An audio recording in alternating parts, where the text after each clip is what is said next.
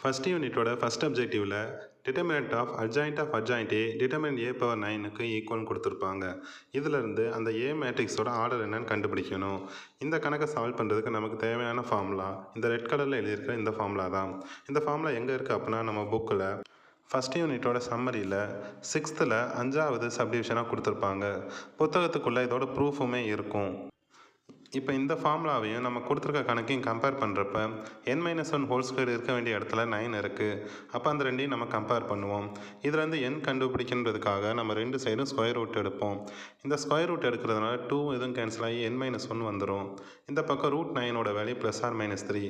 Matrix அதோட மேட்ரிக்ஸில் order positive நம்பர்ன்றதுனால நம்ம +3 தான் எடுத்தாகணும். இதில் -1 அந்த பக்கம் போகிறப்ப +1 மாறி இது ரெண்டோட ஆட் பண்ணுறப்ப 4 வந்துடும். 4 தான் நம்மளோட ஆன்சர். இது ஆப்ஷனில் எங்கே இருக்குன்னு பார்த்தீங்கன்னா 2ல் இருக்கும். நன்றி.